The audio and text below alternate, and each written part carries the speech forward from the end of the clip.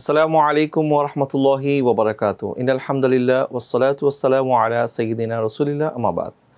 দূরের কাছের দেশ কিংবা প্রবাসে যারা যেখান থেকে আমাদেরকে দেখছেন সবাইকে স্বাগত জানাচ্ছি বিজয় টিভির জুমাবারের নিয়মিত আয়োজন পিএইচপি ইসলামের কথা অনুষ্ঠানে।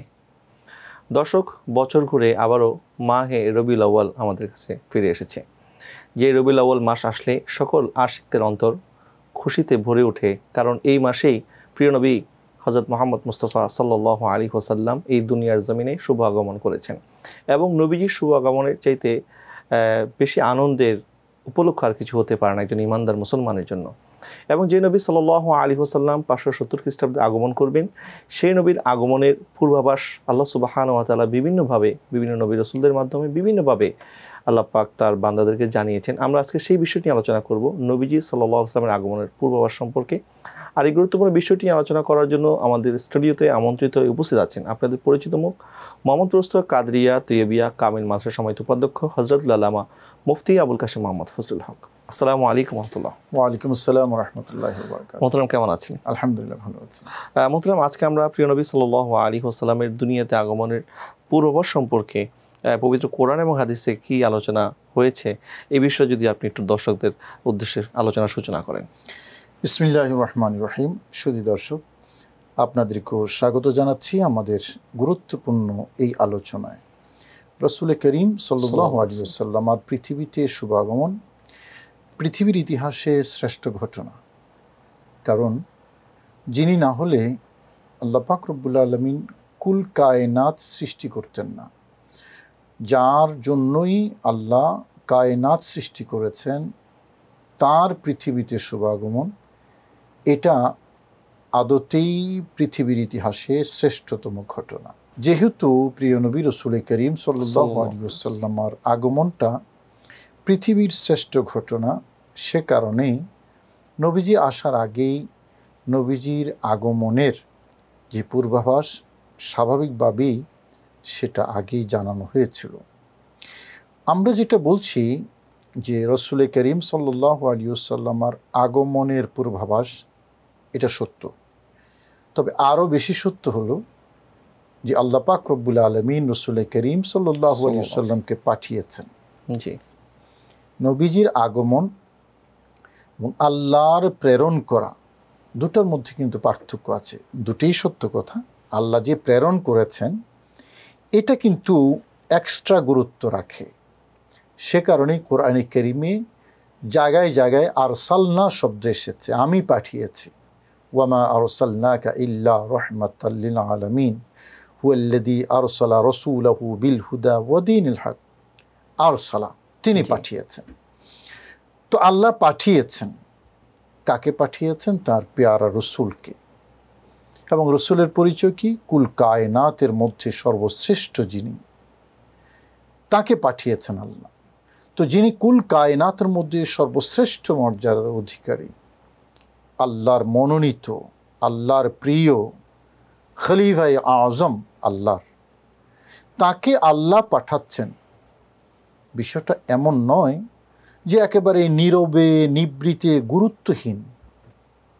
কারণ যিনি পাঠাচ্ছেন তিনি হলেন লা ইলাহা ইল্লাল্লাহ, আর যিনি আসছেন, যাকে পাঠাচ্ছেন, তিনি হলেন রাহমাতুল লিল আলামিন। তো যখন পাঠানেওয়ালা আনেওয়ালা এই দুই জাত যখন অনন্য মর্যাদা, অতুলনীয়, তখন পাঠানোটা বা শুভাগমনটা গুরুত্বহীন হবে, বিষয়টি একেবারেই এরকম নয়। এটা গুরুত্বপূর্ণ অবশ্যই সৃষ্টির জন্য এবং স্রষ্টার জন্য। স্রষ্টার জন্য এই জন্য বললাম, স্রষ্টা যাকে পাঠাচ্ছেন তিনি তাঁরই প্রিয়। তো প্রিয়জনের কোথাও পাঠানো বা প্রিয়জনের কোনো অকেশন বা ইভেন্ট, এটা আরেক প্রিয়জন যিনি, তিনি সাজিয়ে গুছিয়ে এটাকে আপনার গুরুত্বপূর্ণ করে তুলবেন, এটাই স্বাভাবিক। এবং স্বাভাবিক বলেই আমরা দেখতে পাই নবীজি এসেছেন তো 570 খ্রিস্টাব্দে, কিন্তু নবীর আগমনের কথা আল্লাহ নিজেই উল্লেখ করেছেন। কোথায় উল্লেখ করেছেন? আল্লাহ নিজেই ফেরেশতাদের কাছে উল্লেখ করেছেন। জি ওই যেটা বললাম ভূমিকায়, যে যিনি পাঠাচ্ছেন, যাকে পাঠাচ্ছেন অতুলনীয়, দুই জাত, দুই সত্তা, এবং ওনার সবচেয়ে প্রিয়, সৃষ্টি সর্বশ্রেষ্ঠ। তো ওনাকে এরকম গুরুত্বহীনভাবে রাখবেন, পাঠাবেন, এটা হতে পারে না বলেই পাঠানোর আগে আল্লাহ পাক রব্বুল আলামিন আলমে আরওয়াহ, রূহের জগতে নবীদেরকে ডেকেছেন, এবং যিনি আসবেন সর্বশেষ তার ব্যাপারে আলোচনা করেছেন। এখানে একটা কথা বলে রাখা দরকার দর্শক শ্রোতাদের জন্য। সৃষ্টির পর সর্বপ্রথম সৃষ্টি আমাদের পেয়ারা নবী রাসূল করিম সাল্লাল্লাহু আলাইহি ওয়াসাল্লাম, এবং নবীদের মধ্যে সর্বশেষ আগমন করেছেন আমাদের পেয়ারা নবী রাসূল করিম সাল্লাল্লাহু আলাইহি ওয়াসাল্লাম। নবীদের সবার আগে যার সৃষ্টি জগতের সূচনা যার মাধ্যমে, তিনি পরে আসলেন, পরে পাঠালেন। তো ইনি যে আসবেন, অন্য সবার কাছে তার জানান দিচ্ছেন স্বয়ং আল্লাহ। সূরা আলে ইমরানে 81 এবং 82 নম্বর আয়াত, এই দুই আয়াতে পেয়ারা নবী রাসূল করিম সাল্লাল্লাহু আলাইহি ওয়াসাল্লামের আগমনটাকে আল্লাহ পাক রব্বুল আলামিন এলান করছেন নবী এবং রসুলদের কাছে রূহের জগতে। কি বলছেন? وَإِذْ أَخَذَ اللَّهُ مِيثَاقَ النَّبِيِّينَ لَمَا آتَيْتُكُم مِّن كِتَابٍ وَحِكْمَةٍ ثُمَّ جَاءَكُمْ رَسُولٌ বলছেন, স্মরণ করুন যখন আমি নবীদের কাছ থেকে দৃঢ় প্রতিজ্ঞা গ্রহণ করেছি যে তোমাদের আমি কিতাব এবং হিকমত প্রদান করব, অতঃপর তোমাদের কাছে আগমন করবেন একজন সম্মানিত রসুল। আগমন করবেন, এই বার্তা ডেলিভারি দিলেন স্বয়ং আল্লাহ। কাদের কাছে দিলেন? নবী এবং রসুলদের কাছে। রাসূল করিম সাল্লাল্লাহু আলাইহি ওয়াসাল্লাম পৃথিবীতে শুভাগমন করার আগেই নবীর আগমনী বার্তার চর্চা সর্বপ্রথম শুরু করেছেন মহান রব্বুল আলামিন আহকামুল হাকিমিন। সুবহানাল্লাহ। একেবারেই সরল কথা। সেখান থেকে নবী এবং রসুলদেরকে আল্লাহ পাক রব্বুল আলামিন প্রতিজ্ঞা নিয়েছেন যে লা তুমিনুন্না বিহি ওয়ালা তানসুরুন্নাহ, তোমরা প্রতিজ্ঞা করো এই নবী আসলে তোমরা এই নবীর উপর ঈমান আনবে এবং এই নবীকে তোমরা সাহায্য করবে। প্রতিজ্ঞা করেছেন সকল নবী এবং রসুল। আমি ওই আয়াতে আর বেশি আর বিশ্লেষণ করছি না। তাহলে কোরআন আমাদেরকে যে মেসেজটুকু দিচ্ছে, আমাদের পেয়ারা নবী রাসূল করিম সাল্লাল্লাহু আলাইহি ওয়াসাল্লাম পৃথিবীতে আসার আগেই নবীর আগমনের পূর্বাভাস দিয়েছেন স্বয়ং আল্লাহ নবী এবং রসুলদের কাছে। জি, প্রথমে আমরা এই আলোচনায় ফিরে আসবো, আমাদের একটু বিরতি যেতে হচ্ছে। দর্শক, আপনারা দেখছেন পিএইচপি ইসলামের কথা। সময় হচ্ছে একটি বিজ্ঞাপন বিরতির, ফিরছি কিছুক্ষণ পর, আমাদের সাথেই থাকুন।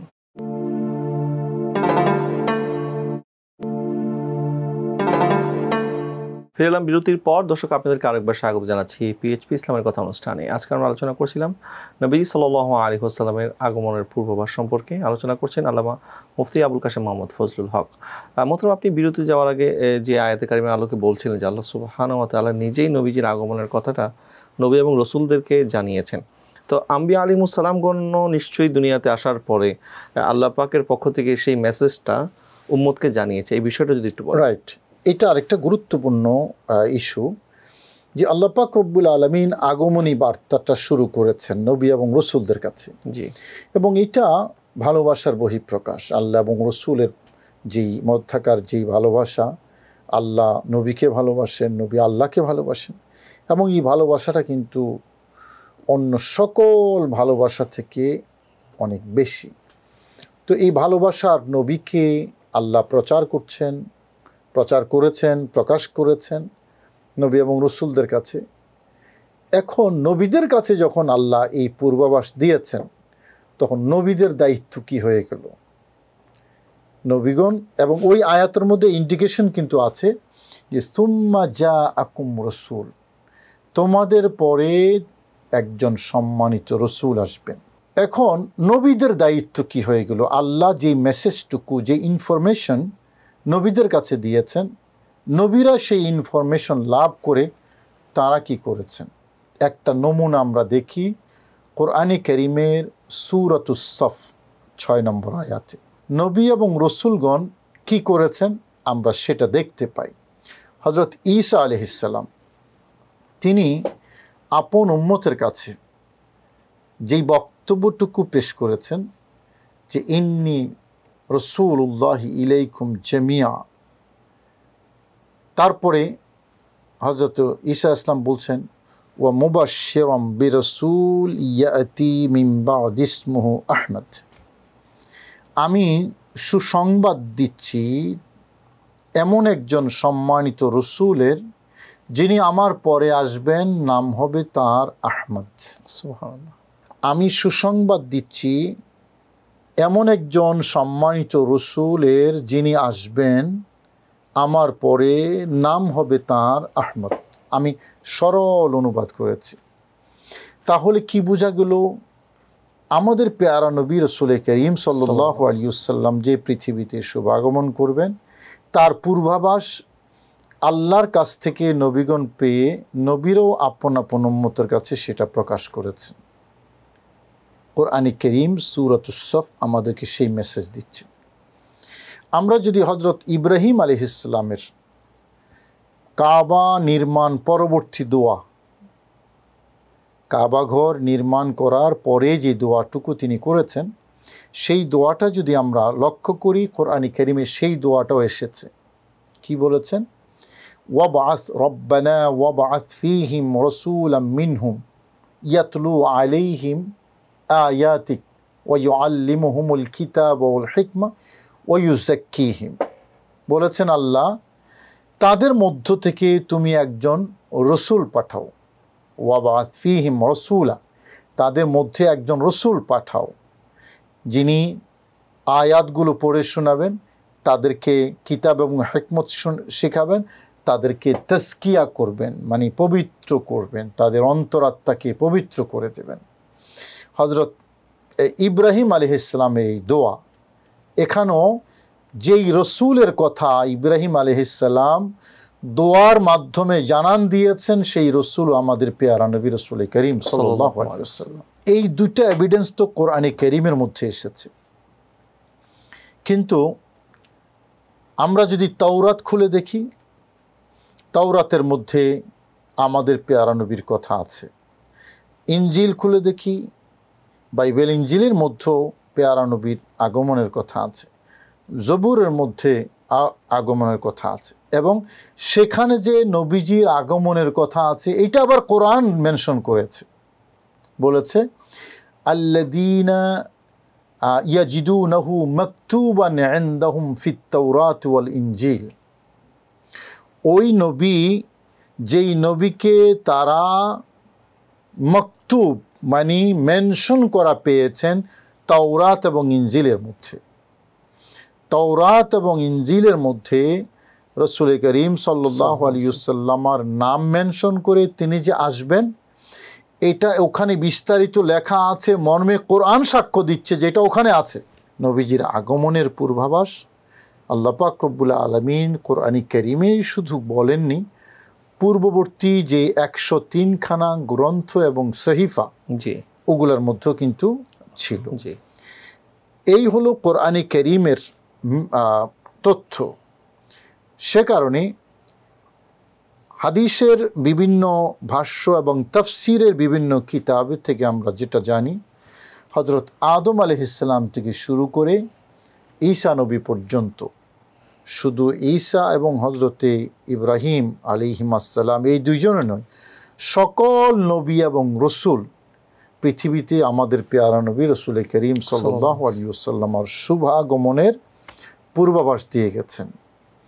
ইমাম ইবনে কাসির সহ অসংখ্য ইমাম হযরত আদম আলাইহিস সালাম শীস আলাইহিস সালামকে কিছু নসিহত করে গেছেন। সেই নসিহতগুলো বিভিন্ন কিতাবের মধ্যে, অথেন্টিক কিতাবের মধ্যে আছে। সেই নসিহতের মধ্যে এই নসিহতটাও ছিল যে শেষ জমানায় একজন নবী আসবেন, তার নাম হবে আহমদ। তাকে যদি পাও তাহলে তাকে আমার সালাম দেবে, তার উপর ঈমান আনবে, তাকে সাহায্য করবে। এই নসিহতটুকু হজরত আদম আলাইহিসসালাম করে গেছেন শীষ আলাইহিস আলাইহিসসালাম। জি মূলত বাস্তবতা হলো এই, সকল নবী এবং রসুল আপন আপন উম্মতের কাছে আমাদের পেয়ারা নবী রসুল করিম সাল্লাল্লাহু আলাইহি ওয়াসাল্লামার পূর্বাভাসের আগমনের পূর্বাভাস দিয়ে গেছে। জি মোহতারাম, আমরা আবারও আপনার কাছে ফিরে আসবো, আমাদের একটু বিরতিতে যেতে হচ্ছে। দর্শক, আপনারা দেখছেন পিএসপি ইসলামের কথা। সময় হচ্ছে আবার একটা বিজ্ঞাপন বিরতির, ফিরছি কিছুক্ষণ পর, আমাদের সাথেই থাকুন।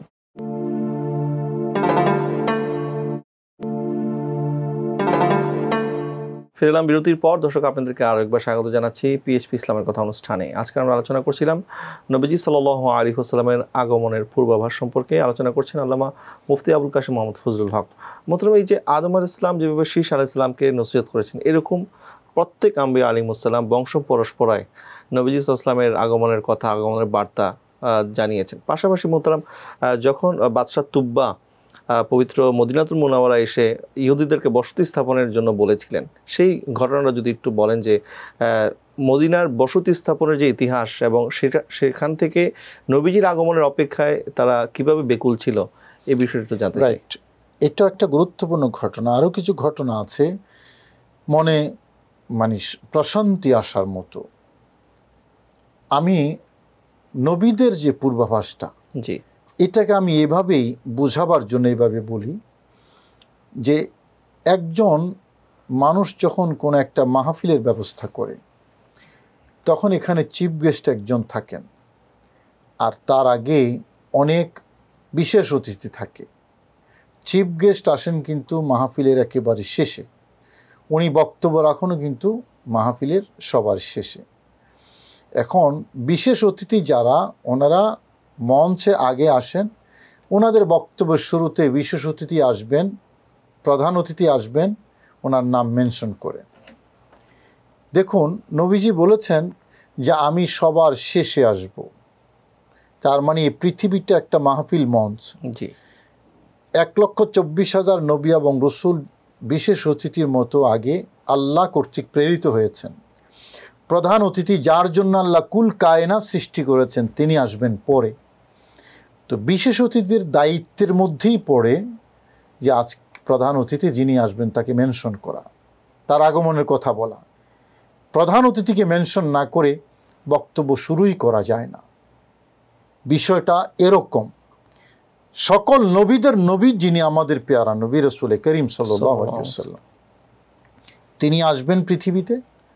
তার আগমনের পূর্বাভাস বিশেষ অতিথি যারা, তারা মেনশন করে গেছেন। ইব্রাহিম আলাইহিস সালামের কথা কোরআনে কারিমে এসেছে, হযরত ঈসা আলাইহিস সালাম কীভাবে মেনশন করেছেন কোরআনে কারিমে এসেছে। এবং যে কথাটি আপনি বলেছেন বাদশাহ তুব্বা, এটা মূলত তাওরাতে যে নবীজির কথা লেখা আছে ওটারই একটা প্রতিফলন এখানে, যে পূর্ববর্তী আসমানি গ্রন্থগুলোর মধ্যে আমাদের পেয়ারা নবী রাসূল করিম সাল্লাল্লাহু আলাইহি ওয়াসাল্লামের কথা আছে। বাদশাহ তুব্বা ছিলেন ইয়ামান দেশের বাদশাহ। নবীজি পৃথিবীতে আসার 400 কি 500 বছর আগে বা কম বেশি তিনি ইয়ামান দেশের বাদশাহ। সেখান থেকে তিনি বাইতুল্লাহ তাওয়াফ করার জন্য 400 আলেম সহ একটা বিরাট বহর নিয়ে রওনা হয়েছেন। এবং এই কিতাবটা নবীজির সিরাত গ্রন্থ সুবুলুল হুদা ওয়ার রশাদ সহ অনেক গ্রন্থের মধ্যে আছে। জি তো তিনি তাওয়াফ করে যাওয়ার সময় যখন ইয়াসরিব হয়ে যাচ্ছেন, ওখানে যাওয়ার পরে দেখলেন ওখানকার মাটিটা একটু অন্যরকম লাগছে। তিনি ঘোড়া থেকে নামলেন, সাওয়ারি থেকে নেমে ওই মাটিটা হাতে নিয়ে দেখলেন এই মাটির সাথে অন্য মাটির মিল নেই, এটা আলাদা বৈশিষ্ট্যের মনে হচ্ছে। ওই বাদশাহ তুব্বা তওরাতের ব্যাপারে অবগত ছিল। তো তিনি 400 আলেমের মধ্যে সবচেয়ে বড় আলেম যিনি, তাকে ডাকলেন, বললেন দেখো তো এখানকার মাটিটা আমার কাছে মনে হচ্ছে শেষ নবী যিনি আসবেন এবং তিনি যেখানে হিজরত করবেন বলে তাওরাতে লেখা আছে, আমার কাছে মনে হয় এই জায়গাটা সেই জায়গা। তো সে আলেম ওলামা ওনারা 400 আলেম একটা বোর্ড বসেছে মাটি পরীক্ষা করার জন্য। সর্বশেষ তারা নিশ্চিত হলেন যে হ্যাঁ, এই জায়গাটা হলো সেই জায়গা যেই জায়গার কথা তাওরাতে আছে যে আখেরি জামানার নবী এই জায়গায় এসে হিজরত করবেন, এখানেই থাকবেন। ওনারা যখন রিপোর্ট করলেন যে বাদশাহ, আমরাও নিশ্চিত হয়েছি, আপনার সাথে একমত, এটাই সেই মদিনা, পূর্ব নাম ইয়াসরিব, এটা নবীজির হিজরতের জায়গা, এখানে হিজরত করে নবীজি আসবেন। বাদশাহ এখানেই থাকলেন, ঘোষণা করলেন আমি আর ইয়ামান দেশে যাব না, আমি এখানেই থাকব, ওই নবীর আশায় থাকব যেই নবী আখিরি জামানার নবী এখানে হিজরত করে আসবেন। প্রজা যারা ছিলেন সাথে তারা ভালো করে বুঝাবার চেষ্টা করলেন যে আপনি তো সাধারণ কেউ নন, আপনি ইয়ামান দেশের বাদশাহ এবং আপনার সেই প্রজারা আপনার জন্য অপেক্ষায় থাকবে, আপনি যদি না যান প্রজাদের কী হবে? বললেন আমি আমার বাদশাহী ছেড়ে দিলাম, শেষ নবীর গোলামি করব। এই নবীর গোলামি করা ইয়ামান দেশের বাদশাহী থেকে আমার কাছে আরও বেশি মর্যাদার। সেখানেই থাকলেন। জীবনের শেষ বয়সে তিনি আশায় ছিলেন নবী আসবেন, নবীর সাথে সাক্ষাৎ হবে, নবীর খেদমত করবেন। কিন্তু যখন সময় ফুরিয়ে আসছে, তিনি পাথরের উপর একটা চিঠি লিখেছেন এবং নবীজি আসবেন একটা ঘর তৈরি করেছেন নবীর থাকার জন্য, তালা মেরে রেখেছেন ওই ঘরে। চিঠিতে তিনি লিখেছেন, ইয়া রাসূলুল্লাহ, আমি আপনি আসার আগে আপনার উপর ঈমান এনেছি, আশা ছিল আপনাকে পাবো, আপনার গোলামি করব, কিন্তু আমার সময় ফুরিয়ে এসেছে, আমি চলে যাচ্ছি হুজুর, আখিরাতে নিশ্চয়ই আপনার সাথে সাক্ষাৎ হবে, আপনি যাদের জন্য সুপারিশ করবেন দয়া করে আমি তুব্বাকে আপনি তাদের অন্তর্ভুক্ত রাখবেন। সুবহানাল্লাহ। এই চিঠিটা লিখে ঘরের চাবিসহ ওই 400 আলেমের মধ্যে বড় আলেম যিনি তার কাছে হস্তান্তর করলেন, বললেন আপনি যদি নবীকে পান তাহলে আমার এই চিঠি এবং এই চাবিটা আপনি নবীর কাছে হস্তান্তর করবেন। তিনিও চলে যাচ্ছেন।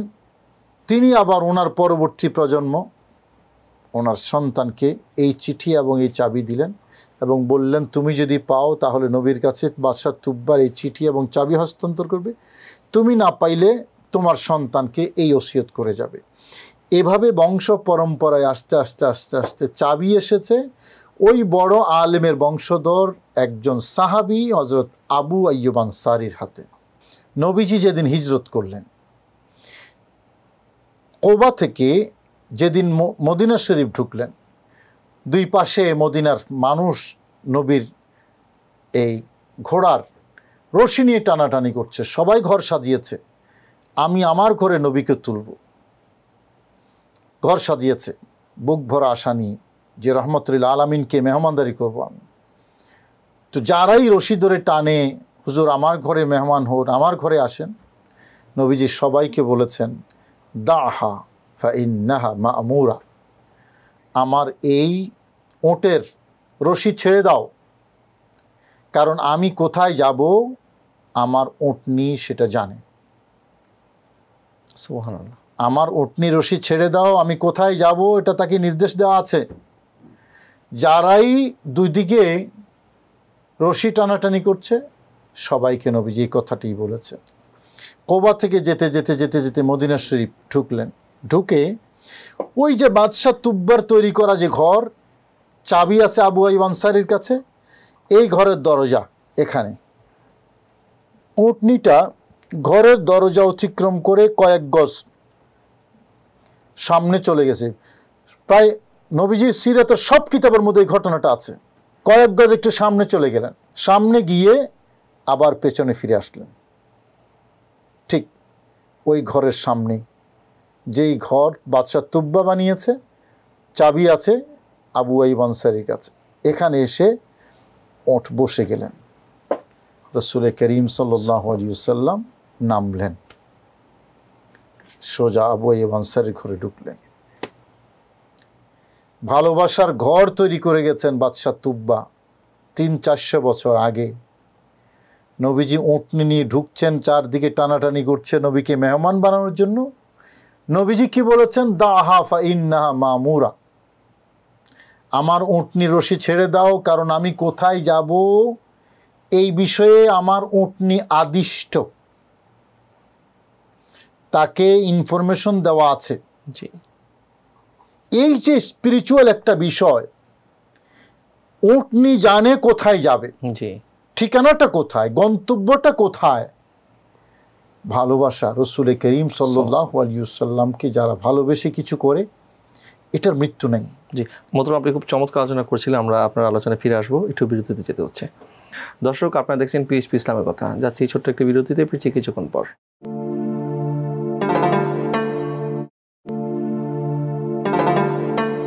ফিরে এলাম বিরতির পর। দর্শক, আপনাদেরকে আরেকবার স্বাগত জানাচ্ছি পিএইচপি ইসলামের কথা অনুষ্ঠানে। আলোচনা করছিলাম আজকে আমরা প্রিয় নবী সাল্লাল্লাহু আলাইহি ওয়াসাল্লামের আগমনের পূর্বাভাস সম্পর্কে আলোচনা করছেন মুফতি আল্লামা আবুল কাশেম মোহাম্মদ ফজলুল হক। মতলব এই যে বাদশাহ তুব্বার যে ঘটনাটা, এটা তো হুজুর সাল্লাল্লাহু আলাইহি ওয়াসাল্লামের মুজিজারই একটি অংশ, এবং হুজুর সাল্লাল্লাহু আলাইহি ওয়াসাল্লাম যে শুধুমাত্র নবীজির কাছে ইলমে গায়েব আসে তা নয়, বরং নবীজির উটনিকেও আল্লাহ সুবহানাহু ওয়া তাআলা ইলমে গায়েব দিতে পারেন, এটি একটি তার উৎকৃষ্ট উদাহরণ। এবং এটার মাধ্যমে কিন্তু প্রমাণ হয় যে হুজুর সাল্লাল্লাহু আলাইহি ওয়াসাল্লামের নবুয়ত, রিসালাত, এটা যে সত্য, এটা যে অকাট্য দলিল, সেটা নিশ্চয়ই প্রমাণ হয়। তো তারপরেও যারা অবিশ্বাসী, তারা অবিশ্বাসী থেকে গেছে। তো এরকম কি আরও কোনো ঘটনা আছে কিনা যেটার মাধ্যমে হুজুর সাল্লাল্লাহু আলাইহি ওয়াসাল্লামের আগমনের পূর্বাভাস জানা যায়? দেখুন, বহু ঘটনা আছে। আমরা তো এই সংক্ষিপ্ত সময়ে সব ঘটনা তো আর বলতে পারবো না, কারণ আমাদের নবী যেমন অতুলনীয়, নবীজির মর্যাদার কোনো শেষ নেই সৃষ্টির কাছে। তো নবীর আলোচনা করে শেষ করা যাবে কোথায়। আরেকটা সুন্দর ঘটনা বলবো। মুগীরা ইবনে শুবা, নবীজির সাহাবী, ইসলাম গ্রহণ করার আগে মুগীরা ইবনে শুবা মিশর, আলেকজান্ডারিয়া গিয়েছিলেন, মিশরে। জি। ওই সময় আলেকজান্ড্রিয়ার শাসনকর্তা ছিল মকুকাস। যখন বাদশাহ মকুকাস শুনলেন যে আরব থেকে একজন মুসাফির এসছে, তাকে ডাকলেন, বললেন যে তোমাদের দেশে মোহাম্মদ নামে একজন মানুষ আগমন করেছে এবং তিনি নিজেকে নবী বলছেন, আমরা সংবাদ পেয়েছি। তো ওনার সম্পর্কে, তুমি যেহেতু প্রতিবেশী, ওনার সম্পর্কে আমাদেরকে একটু বলো। তো মুগীরা ইবনে শুবা তিনি, এবং এই ঘটনাটি ইমাম আসবাহানি রহমতুল্লাহ দালাইলুন নবুয়তে এবং ইমাম ইবনে হাজার আসকালানি আল ইসাবা কিতাবের মধ্যে লিখেছেন। তো মুগীরা ইবনে শুবা আরব দেশে নবীজির পরিচয় মানে সবাই তো আর জানতো না, এতিম হিসাবে জানতো এবং মনে করতো যে একটা এতিম মাত্র, তাকে নিয়ে এত জানাশোনার কি আছে, মানে অনেকটা ইগনোর করে চলতো। এখন মুগীরা ইবনে শুবা ওখানে বললেন যে দেখেন, আপনি মিশরের এই আলেকজান্ডারিয়ার বাদশাহ, আমার কাছে ওনার ব্যাপারে খুব বেশি ইনফরমেশন নাই এবং ওনার ব্যাপারে জানারও আমার তেমন কোনো আগ্রহ নেই।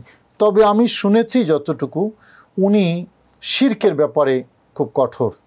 এক আল্লাহর ইবাদতের কথা বলেন, শিরক নিষেধ করেন, ব্যভিচার নিষেধ করেন, জিন্দা কবরস্থ করার মেয়েদেরকে নিষেধ করেন, খুন খারাপি নিষেধ করেন, জেনা ব্যভিচার এবং মদ জুয়া এগুলা নিষেধ করেন। সত্যের পথে মানুষকে ইসলাহের পথে আহ্বান করেন, তাওহীদের পথে আহ্বান করেন, সত্য কথা বলার দীক্ষা দেন। এই সুদ টুদ যেগুলা হত্যাযোগ্য, এগুলাকে, জুলুম অত্যাচারকে নিরুৎসাহিত করেন, নিষেধ করেন। এতটুকু আমি জানি ওনার ব্যাপারে। এ কথা বলার পরে ওই যে আলেকজান্ডারিয়ার বাদশাহ মকুকাস এবার মুগীরা ইবনে শুবাকে কি বলছেন, এটা আমি একটু পড়ে শোনাই। তিনি জবাব দিচ্ছেন, হ্যাঁ, হুয়া নবিয়ুন মুরসালুন ইলান নাসি কাফা ওয়ালাউ আসাবাল কিবত ওয়ার রোম তাবিউহু ওয়াকাদ আমারহুম বিযালিকা ঈসা ইবনু মারইয়াম ওয়া হাযা আল্লাযী তাসিফুনা মিনহু বা'আথা বিহিল আম্বিয়া মিন ক্বাবল বু'ইসা বিহিল আম্বিয়া মিন ক্বাবল ওয়া সাতাকুনু লাহুল আকিবা হাত্তা লা ইউনাজিউ আহাদুন ওয়া ইয়াজহারু দীনুহু। অর্থ হলো যে তিনি এমন একজন নবী, সারা পৃথিবীর মানুষের জন্য তিনি প্রেরিত হয়েছেন। কিপ্তি এবং রোমিরা যদি ওনাকে পায় তাহলে তারা তাকে অনুসরণ করবে, তার আনুগত্য করবে, এবং তার ব্যাপারে ঈসা নবী আমাদেরকে নির্দেশ দিয়ে গেছেন।